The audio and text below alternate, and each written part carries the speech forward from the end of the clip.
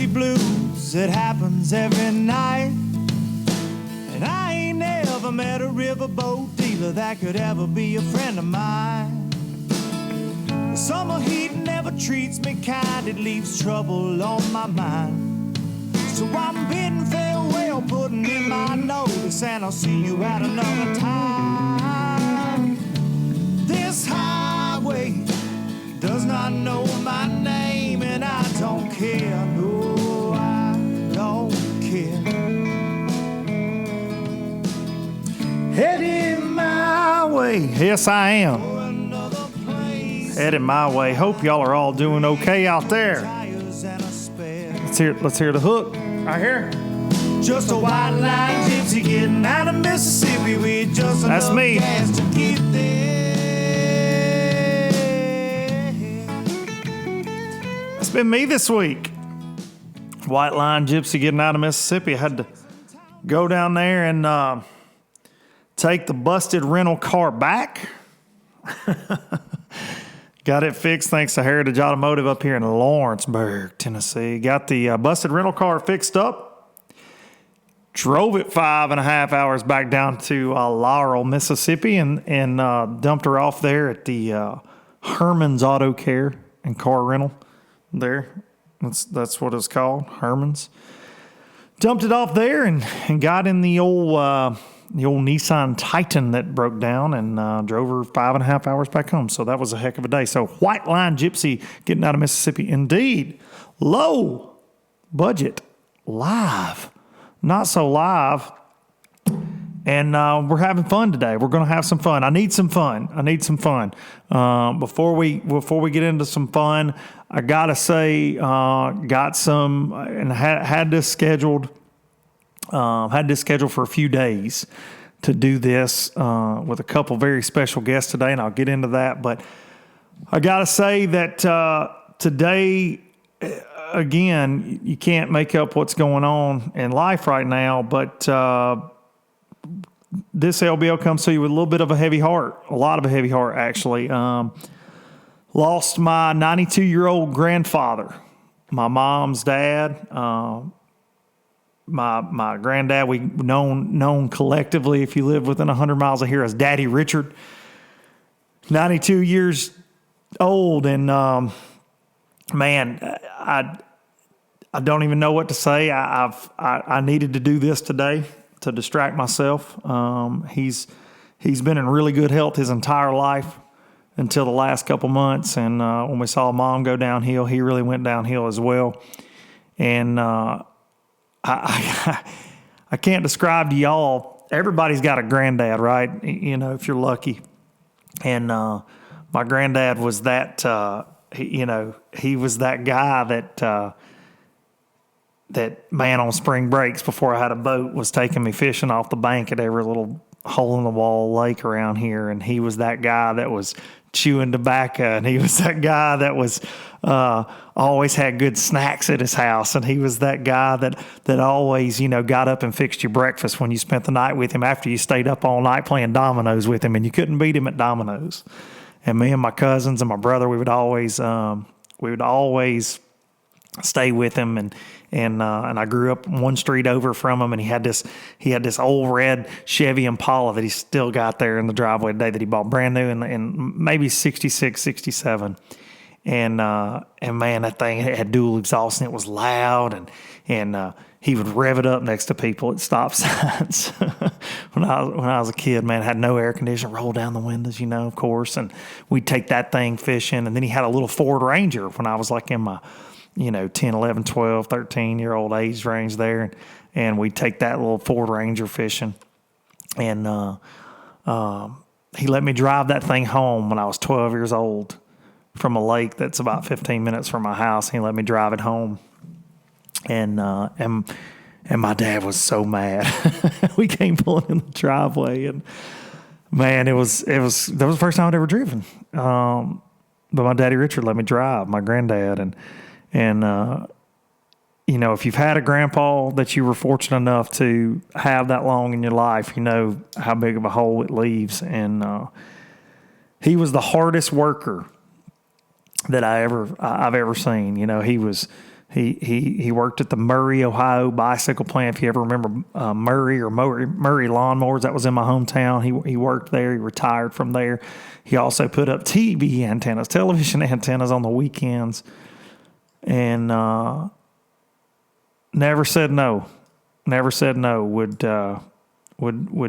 do anything for anybody, and just worked himself, fingers to the bone, and was incredibly talented, could build anything, could fix anything. He was just that guy. And I spend every day of my life trying to be half as good of a man as Richard Peters was. So, going to be another rough week for my family here. And so we appreciate your thoughts and prayers. And I say that I hate to bring it down on such a fun day where I've got a couple really good guests, but I owe that man a lot in life, and got that phone call just a little bit ago, and it's not going to be easy. Not going to be easy. But he's been suffering from Alzheimer's, and it's been brutal to watch. Another thing I want to say about him real quick is Riley Green has the song I Wish Grandpa's Never Died, which is amazing. But he also has a song called The Numbers on the Cars that speaks to me about his grandpa has Alzheimer's, and but he still knew the numbers on the NASCARs, the NASCAR numbers, and would watch every race and whatnot. And he also knew everything about every fishing hole and knew the boat, even though he was slipping. And my granddad watched NASCAR every Sunday, man, when I was a kid, every Sunday. And up until just a month or so ago, he was still really with it. For 92 years old, and when everything happened with my mom around that time, she spent a lot of time with him always, and he just really started slipping, man. He really started slipping. So we loved him very much, and we're gonna miss him. So let's get into this thing here. I really I want to thank all y'all for listening, all the support. Listen to me right now. If I haven't responded to your comment or your email, it's not because I'm ignoring it. I'm getting to all of them. In the past few weeks, the outpouring of support for, everything with my mom, for everything with the MLF situation with Jim Wilburn, just for overall for the podcast, the new fans. Thank y'all. The new listeners, new followers, everybody reaching out. It's been incredible. Last week's episode was so much fun with Brandon and John, and I can't go on. Let me see if I can find this here. Brandon Polnick sent me a text asking for my address the other day. And y'all listen, y'all know about my mom and butterflies. And to be a butterfly, you got to be willing to give up being a caterpillar. And famous quote there, but I don't know how good y'all can see that. Brandon Polnick sent me this, and I got it this morning, and could not have needed to see it more. So shout out to BP for being a stand-up dude, and this is awesome.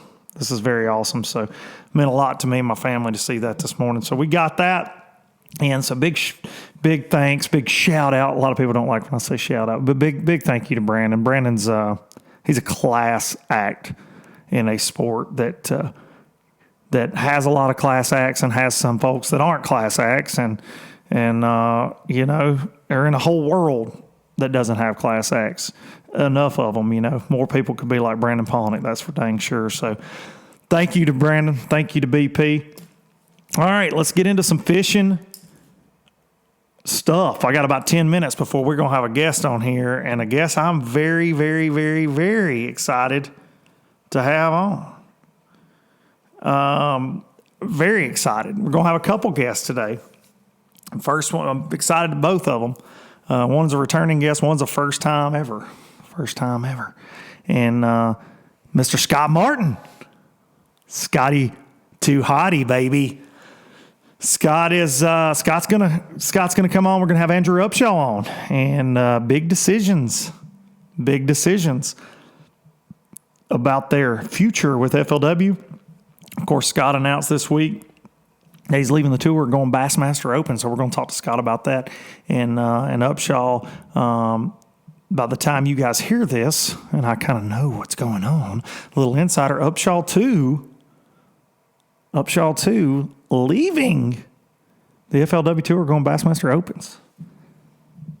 Bradley Hallman announced this week. We're going to get Bradley on here in the next week or so. Also going Bass Opens.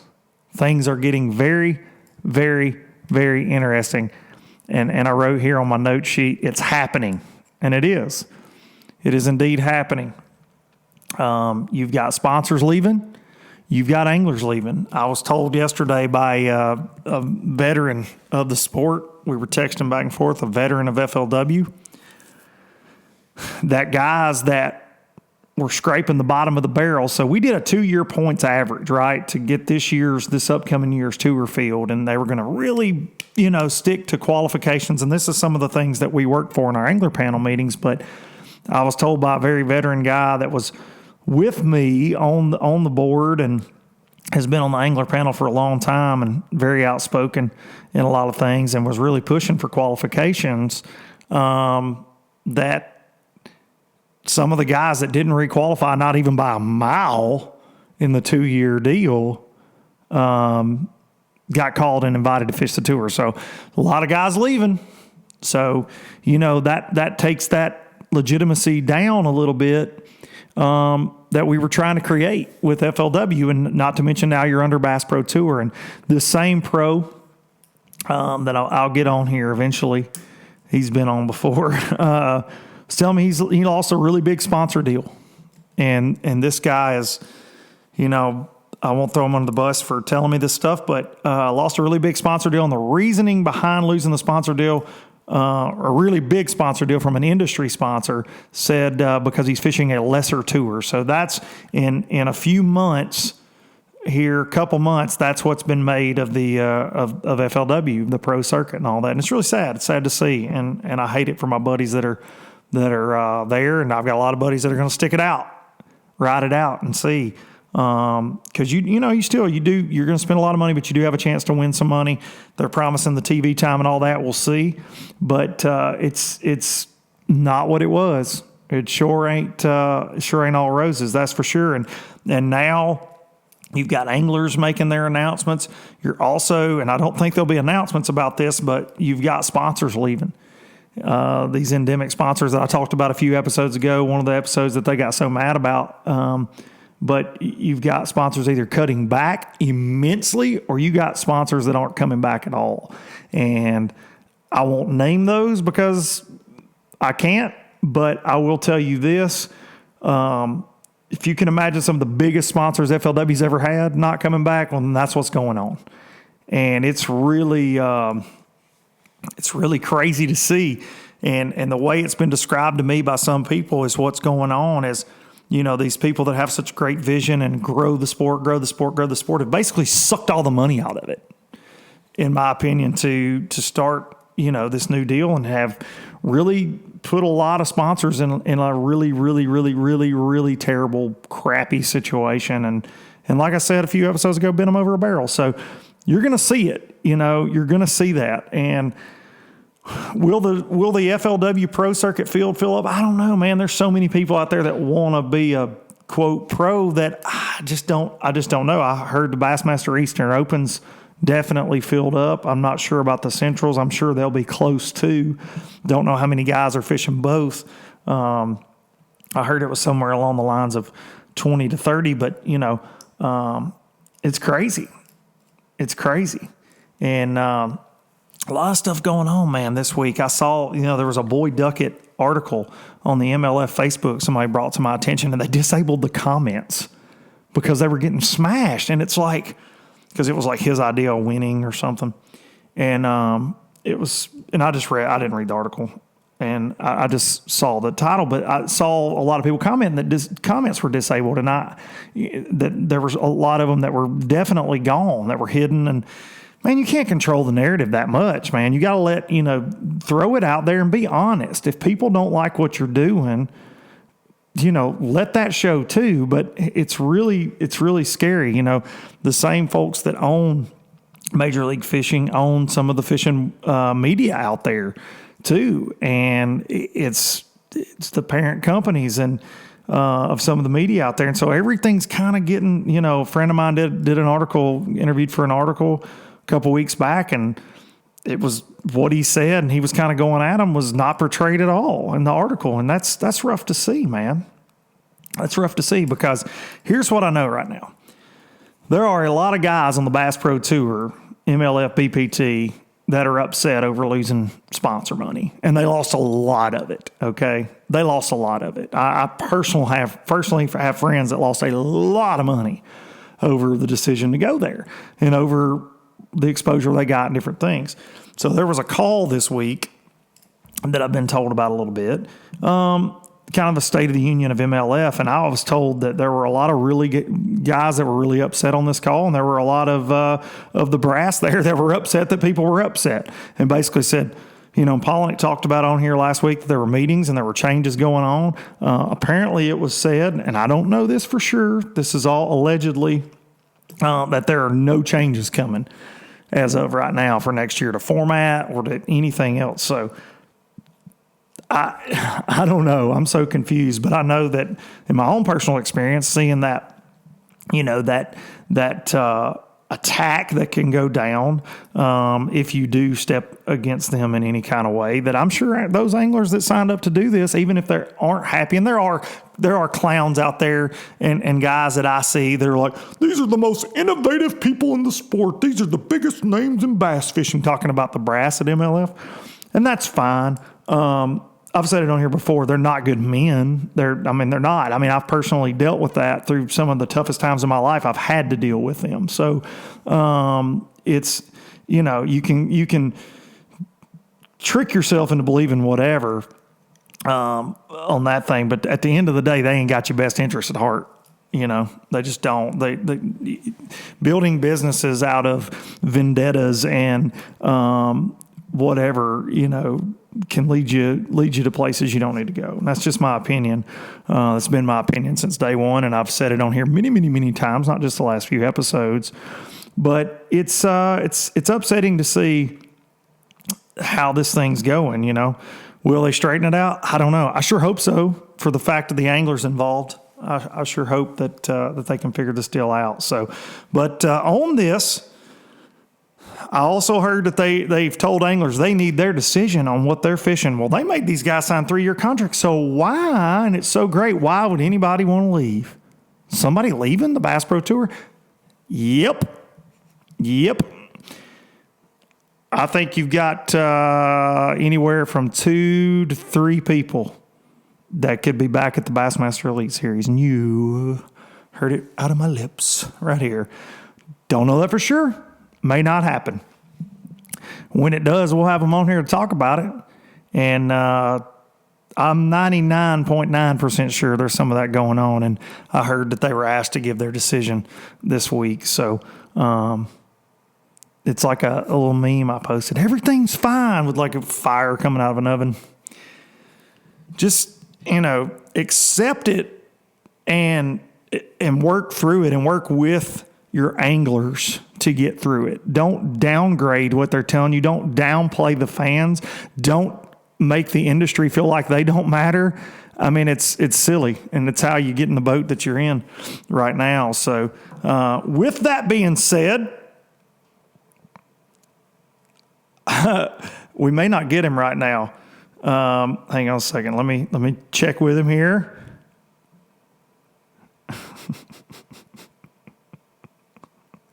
Dude, this is so funny.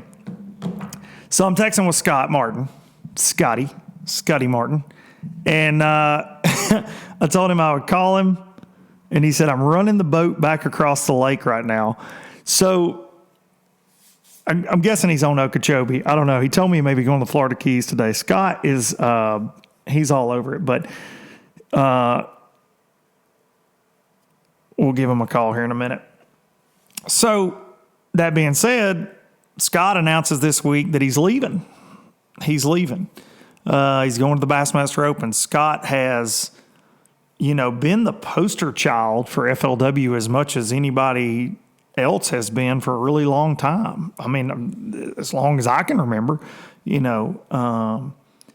really he started as a co-angler and worked his way all through the ranks. And so it's very interesting to see that he made this decision. I think, he's going to tell us about it. I watched his announcement video. There are a lot of reasons he gives why he does that. I think this is a very clear message that over there is not all it's cracked up to be. And I say this because, and I'm speaking for myself, not for Scott, but Scott is one of the smartest businessmen I've ever been around. He is. He's one of the greatest anglers of all time too, but he is so savvy in marketing and so savvy in just media in general and what goes on. And I think everything that you're preaching about how great things are, I think it's very evident. I think it's very evident for a guy like Scott that's made an incredible living in this industry and has won as much money as just about anybody other than like Dudley at FLW or Thrift. My microphone's falling off. Not good. This is as low budget as it gets right here. Microphone fell. But really sacrifice going, the chance, because you can't win a lot of money in the Opens. That's the thing about the Bassmaster Opens is you're dangled the carrot of the Elite Series, which is what you're trying to do. If you win one, you can make some money. The payback's not great, right? It's just not. They do need to get that up a little bit. Bass, you listening? You do need to get that up a little bit. I understand it, but it does need to come up a little bit. And the coverage is not just over the top. But, my suggestion to Bass on that would be, man, if you could cover day 3 of the final days with Bassmaster Live, dude, people would watch. It would be awesome. It'd be awesome for the anglers fishing. But that being said, Scott's given up a lot of coverage. He got as much coverage as anybody on tour. And then he, turned that into this television career, this YouTube amazing run he's had. And when he takes his legion of fans with him, it's a big hit for that organization. So, and he's going to put them right into the laps of the guys down in Birmingham, Bassmaster, and that's what's going to happen, and that's what you're going to see. Because I've been, I've worked on FLW Live and been on FLW, the live comments on YouTube and things, and been kind of like a moderator a few times and guest commenter a few times on there and in the comments. And it's like, where's Scott? Hey, we're here for Scott. We don't know anything about this, but Scott from YouTube. And he brought a lot of eyeballs to FLW. So I know they're going to be, he's ready to go right now. I know they're going to be missing him over there big time. So let's see what we can do here with what's going on. Scott Martin finally graces us on LBL. I'm so pumped about this. What's up, dude? I am sitting in the back of my boat on Lake Okeechobee while Hillary is hardcore flipping right now, man. She's 14 and she's flipping and getting those baits so far back in these mats and these reeds, dude. You'd be impressed. Okay, so you and I have talked about this in person, but you have to give Hillary a plug on here because I was actually talking to somebody about this week. She's the real deal, dude. She is, and like she's going to take over the game. I have a feeling. I know. She's doing really, really good. I mean, she is straight up loving it for all the right reasons. I mean, she's really into the competition of it. I'm very, very impressed. Well, I guess it was iCast. You and I talked about it. iCast or the Cup, I can't remember now, but you were talking about truly her love, and it comes through. I follow along. I see everything. She's fishing in those canals. She's just fishing, man. She loves it, and that's really cool to see. Oh, it's neat. My two boys, they love to fish, but they're not into the tournament stuff, and they're not into the hardcore fishing quite like Hillary is. So, yeah, she might be carrying on the family legacy here. Well, she's got quite a legacy to carry. I think everybody knows that. I was fortunate enough before. let's see, how long ago? It's probably been 2 years. I started doing this low budget live thing as like an Instagram live, and really didn't even do it as a podcast. And I had your dad on.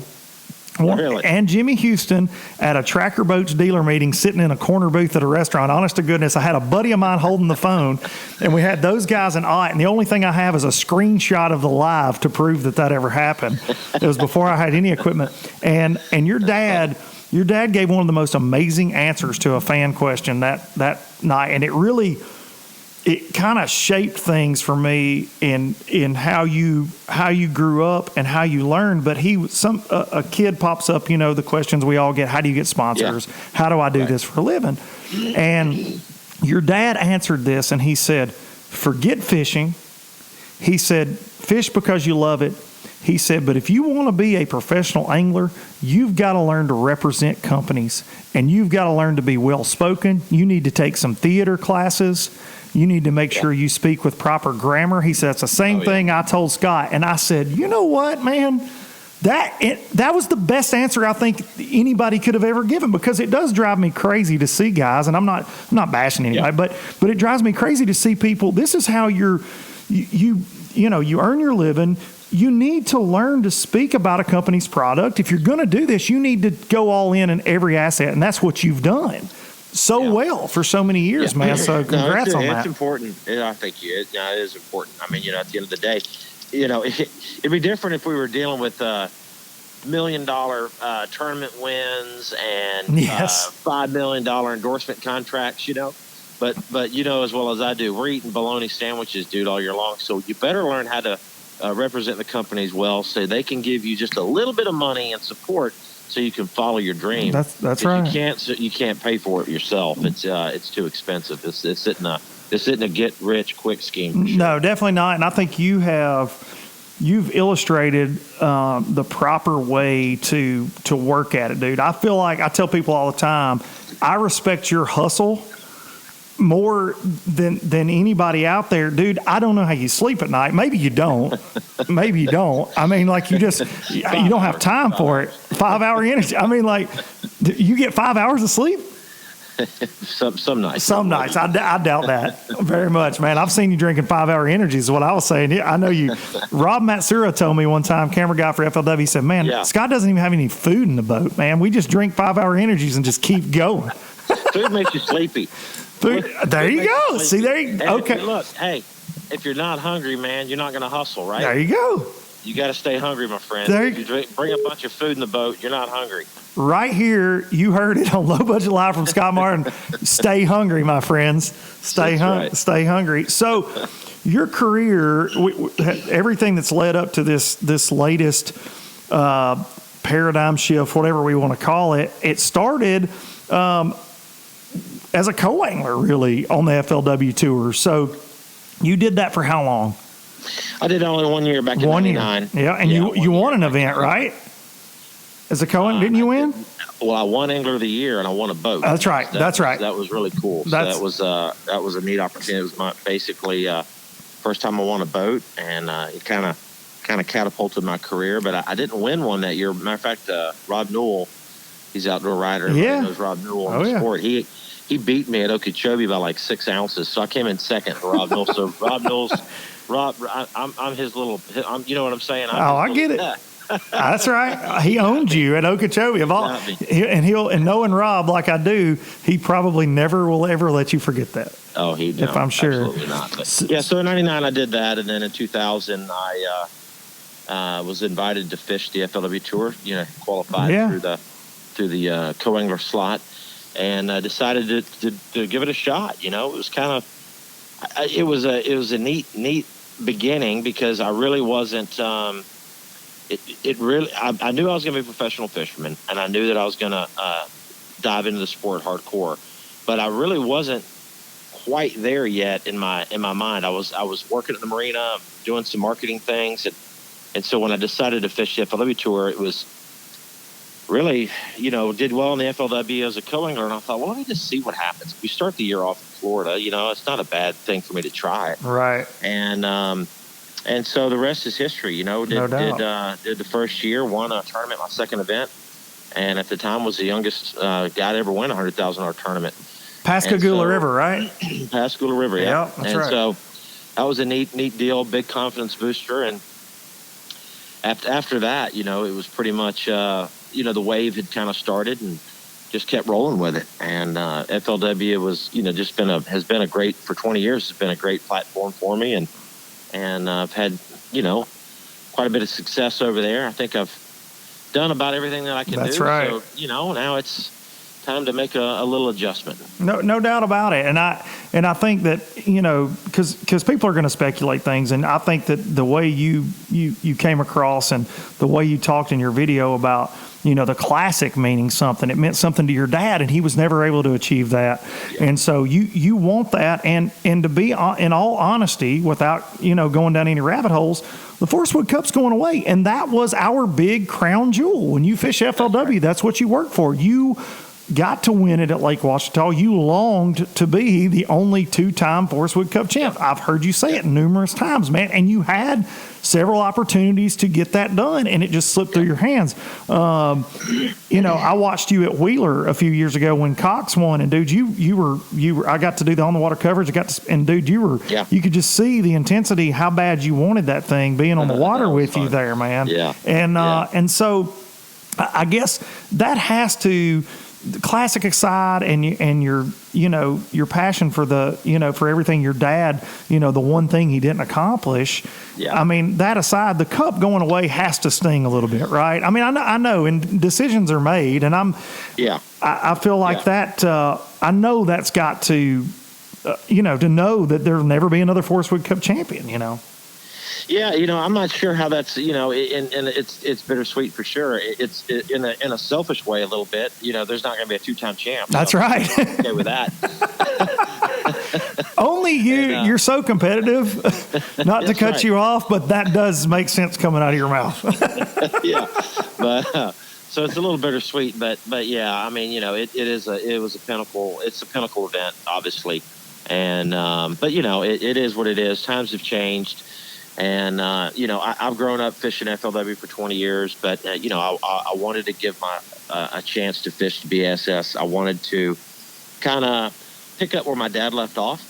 And, growing up, I mean, literally I was born into the sport, from a toddler, from traveling to all the tournaments back in the day with my parents and watching all the classics that I did, that my dad going around the arena, and weighing in fish. Yeah. Going to tournaments, it was just part of my life. And I gave FLW 20 years of that and don't regret one bit of it. No, not at all. It's time now to, I have a little unfinished family business is the way I like to put it. And, right. That really means something to me because I want to go out there and do it. I'm ready, I'm ready. I think it's a good time to do it. I think, you're fishing both divisions of the Opens, and they're going to take, the top 4 from the points, and those go to the Elite Series. So correct. So you'll have a battle ahead of me. You definitely do. We talked a little bit on the phone yesterday, kind of gearing up for this, and dude, it's not easy. You said that. You're like, man, you could get over there in those Opens and fight and scratch and claw and not get out for a couple of years. And it's a realistic thing. And because you have the best of the best, you got guys that are coming from the tour, guys from the Elite Series fish those. And then you've got these hungry, either younger anglers or guys that have been after it for a long time trying to make it through the Opens. Then you've got this local factor a lot of times of really good local anglers at every venue you go to. So it's definitely, you've got your work cut out for you, man. But dude, it is. It's going to be a battle. I mean, with those guys that you hit the nail on the head, you've got tour guys trying to get into the elites like myself, and then all the regional and local anglers and, all the different things. You got unlimited practice and, not that I'm going to change up my game plan at all. I'm going to probably spend 3 days, 4 days max.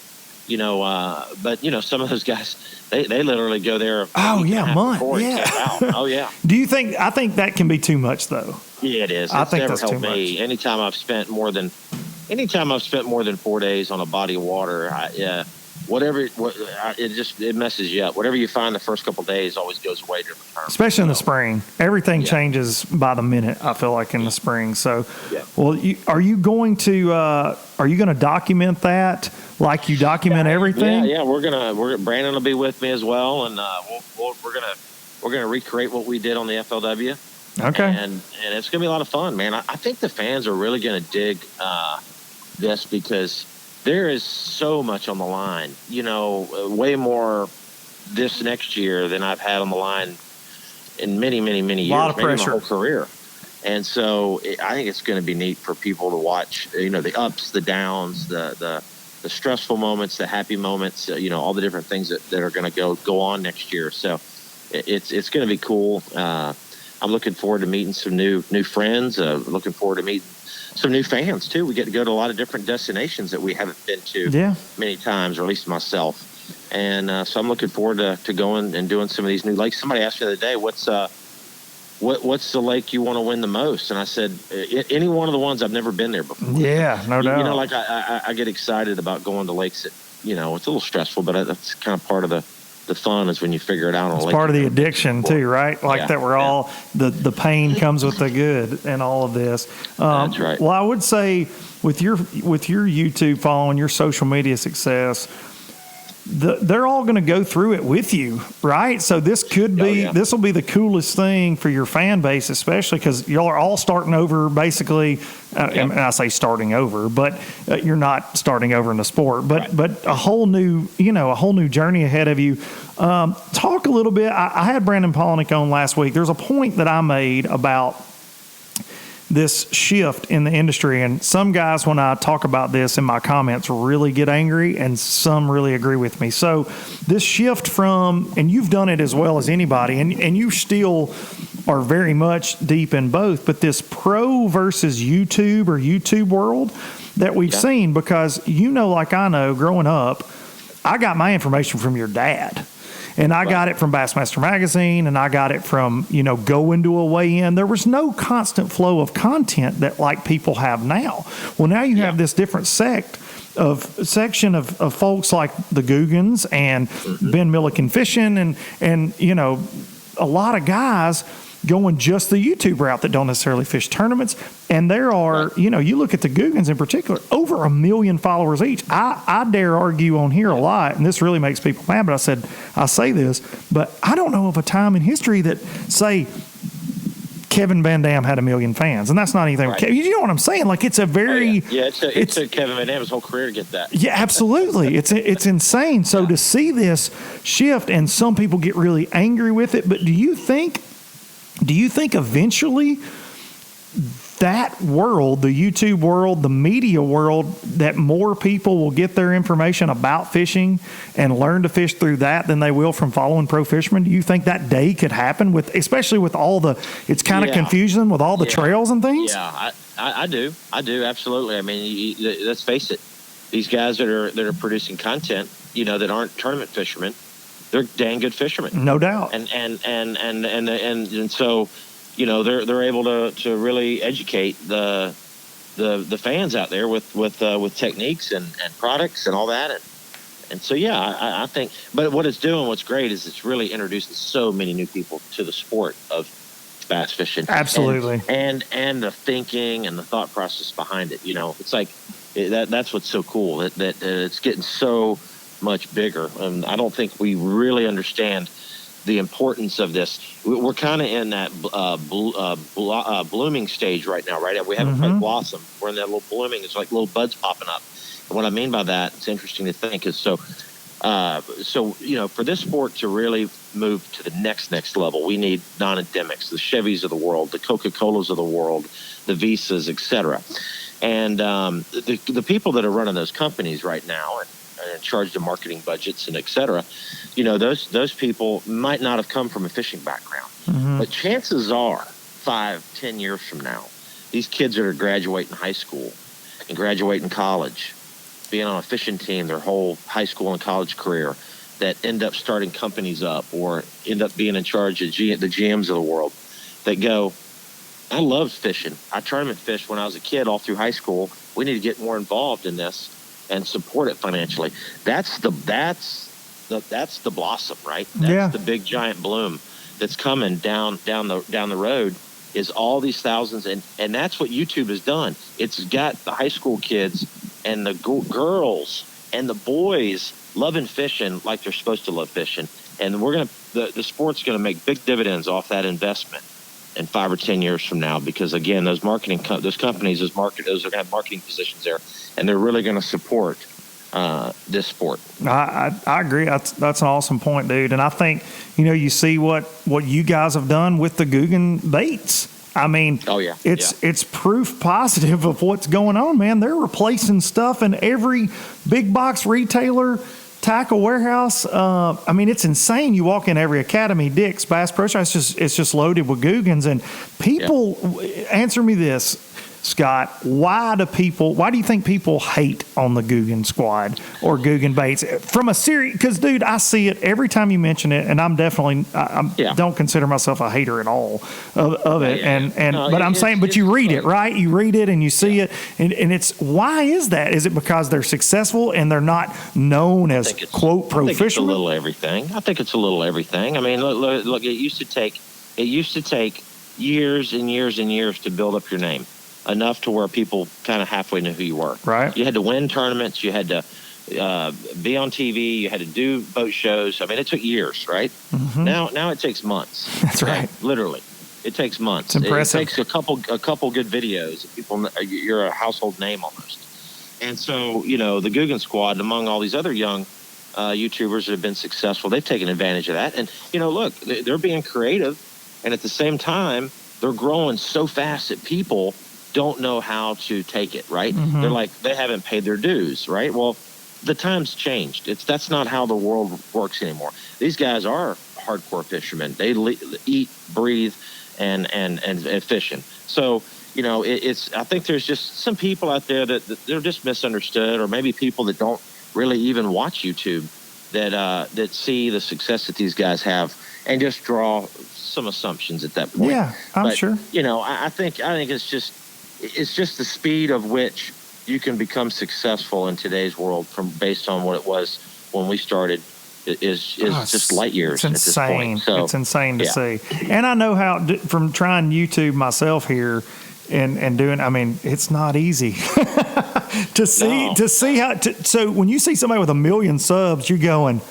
dang it, man.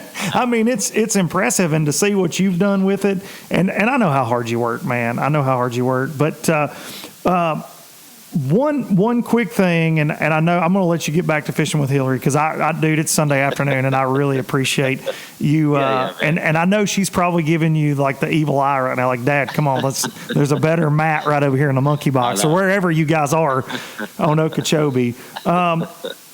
Did it last year with the whole Bass Pro Tour thing? Did that bug you at all, not being a part of that? And as far as being invited, yeah. Did that get to you, being as that you are one of, I mean, to me, top 10, top 5 anglers in the freaking world of professional bass fishing, man. Yeah, and last year, so my timing of my video that I put out, making my announcement that I was going to fish FLW was a premature announcement, being that I hadn't had an invite from Bass or MLF at the time. Right. 2 or 3 weeks later, some things changed in MLF, and they actually invited. So I do. So you did. So you did get an official invite. I got you. I did get an official invite, but I'd already made my commitment. I already committed to FLW and had made my mind up. And okay. So it just didn't work out at the point. But yeah, so it's not that it. No, I don't think it bugged me. Last year was scary because you just weren't sure what. It was like FOMO. It was like major FOMO, right? You weren't sure what to do. Like, am I? Everybody's going over to this Bass Pro Tour. What do I need to do? You just weren't real sure, and so it was super, super stressful. And I'm glad. Hey, I stuck with FLW. I've been loyal to them, and I decided to stick with them, and it all worked out great. And now we're here a year later, and its dynamics have obviously changed completely a whole lot again, with them buying FLW. So it's neat to see all of this. It is definitely stressful. But for me, my decision, and I've told everyone this, I said it in my video, and here's how I figured it out for me. I took money off the table. I really did. I took money right off the table and said, look, I'm not calculating what I can win in a tournament here. I'm not calculating how much I may lose if I don't go this route or go that route. I'm not calculating if a sponsor is going to, tell me that I'm crazy for making either decision. I'm taking all that out, and I'm going to follow my heart. I'm going to follow my passion, because without passion and without me being driven by my heart, I'm not going to be successful no matter what I do. And so, that's how I came to my conclusion of where I wanted to be fishing the Bass Opens in hopes to qualify for the elites. And the saddest thing about this whole switch up in the last 2 years is all the friends that have been displaced all over. No, you're not kidding. Friends on Jeez. the Bass Pro Tour, another half of my friends on the Elite Tour. I'm leaving some of my really good friends on the FLW Tour. It's same here, man. It is sad. And I think for me, I think that's the one thing that I'm probably the most bummed out about is just the displacement of everybody. But and it's kind of driven a spike between some of us in a way, because this all got a little political. You know what I'm saying? Like, it got weird, and you tend to, when you don't see guys at every event you fish and stuff, you kind of lose touch sometimes, man. I've got some of my closest friends over there at BPT and on the elites that, heck, I just didn't hear from as much this year. We didn't see each other, and no, you're right, man. That's a huge bummer. Yeah. But you know what? It's they're going to be, BBT is going to be around forever. No doubt. I would agree with that. Bassmaster is going to be around forever, no doubt. It's a couple different formats, so I think the fans eventually get used to everything, and everybody's just going to get along just fine, I'm sure. And well, let's all hope so, buddy. At the end of the day, for me, I don't want to have regrets 10 or 15 years from now when I decide to maybe slow down on fishing. I don't want to have regrets saying, man, I wish I would have, tried to fish this or try to win that. I want to finish off some of that unfinished family business. No doubt, dude. No doubt. Well, listen, dude, it's a big life change. Congrats on making the decision, and congrats on, stepping out there. Good for you, man. That's what I say. A lot of respect for you, dude, for jumping out there and changing things. I hope the Martin family has an incredible Thanksgiving. I'm sure it's going to have something to do with Traeger. Yeah, we are. I'm going to do a turkey. I did it. I tell you what, I did it a couple years ago, and I found the recipe online. And I'm going to encourage any of your listeners to try a turkey this way on a Traeger or any smoker for that matter. But a Traeger, of course, is the best.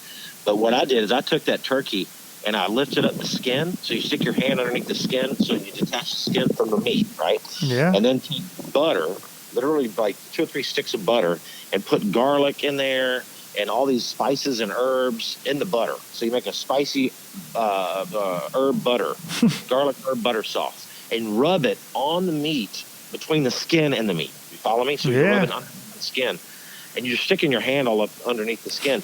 But man, it is so buttery tender and so moist when it's done. It is the best turkey on the planet. You need to do a video on this. That way I can follow along. Yeah. Do it. I will do that. Do it. That's awesome. Y'all heard it here. Scott Martin's turkey recipe. I like it. Turkey rubber. I'm a turkey rubber. He's a turkey rubber. Okay, that's now on the screen when I do these. I always put on the phone Scott Martin, and I'm putting turkey rubber under your name. You're welcome. Yeah. Scott, thank you so much. Hope you and the family are doing well, man. I'll talk to you soon. All right. Thank you. Thanks, Scott. Thanks. Bye-bye. Scott Martin. Turkey rubber. Whew. Low Budget Live brings all things out. Ladies and gentlemen. Brings all things out, and you never know what you're going to learn.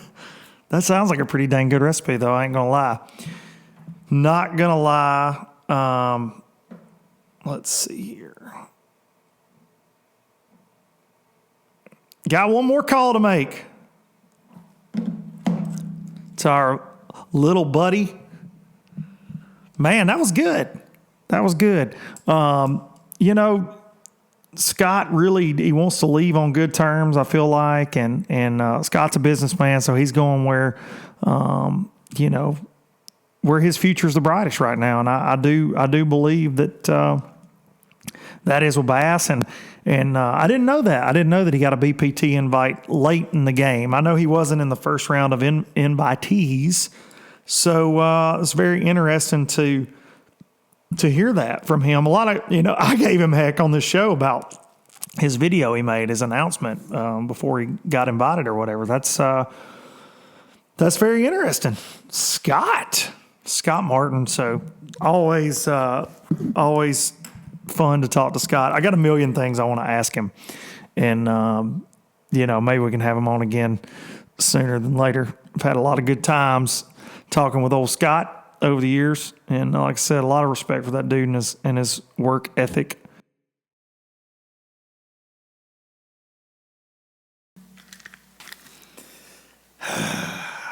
So, y'all know this is low budget, right? Well, I just filmed and recorded a whole thing after Scott Martin with Andrew Upshaw. And something froze up on the on my MacBook halfway through the interview, and I thought it was weird, and I couldn't really, you know, I couldn't see my levels, and it's gone. It's gone. So we're closing this one down after Scott Martin. I'm going to do another one with Upshaw after Thanksgiving. You can't make this crap up, man. You can't. Huge thanks to Scott for being on and for Upshaw for taking his time. And Upshaw had some good stuff. But Upshaw's got a big announcement of his own coming out today. So on his decisions in life. But thanks. I'm very thankful this week of Thanksgiving for everybody that watches this, everybody that pays this attention, and you guys are awesome. You guys are awesome. Thank you so much for spending whatever time it is that you got to give me. Thanks for doing that. Thanks for doing that, and this is turning into more and more fun week after week. A little frustrating with stuff like this. Might need to get a producer, Brian the carpenter that works for iClive. Get at your boy. Get at your boy. Maybe you want to move to Tennessee. I can pay you in hugs and StarTron. Thank y'all so much for listening. Once again, Daddy Richard. We're going to miss Daddy Richard immensely. About like we're missing my mom right now, but going to be a long, hard week for the fam. So just be thinking about us, okay? Be thinking about us. Low Budget Live, of course, brought to you by StarTron. Thanks to the folks at StarTron for doing that. Thanks to Brandon Polnick for this amazing butterfly. That's something I'll never forget. And Brandon's such a good friend, such a good man. Fights the good fight and does things the right way. He's a hustler out there in this whole world. But many thanks to y'all. Once again, I'm going to leave you with a little Biloxi Blues as we go out and this kludged up, pieced together episode that you're seeing here. Thank y'all so much. If you're listening, if you're watching it, it's going to be a mess. It's going to be a mess. But LBL, baby. Happy Thanksgiving. Gobble till you wobble. Ain't that how it goes? Get your gobble on. Thank y'all.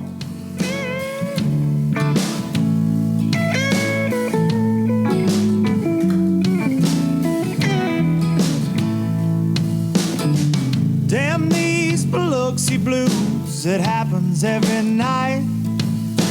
And I ain't never met a riverboat dealer that could ever be a friend of mine. The summer heat never treats me kind, it leaves trouble on my mind. So I'm bidding farewell, putting in my notice, and I'll see you at another time.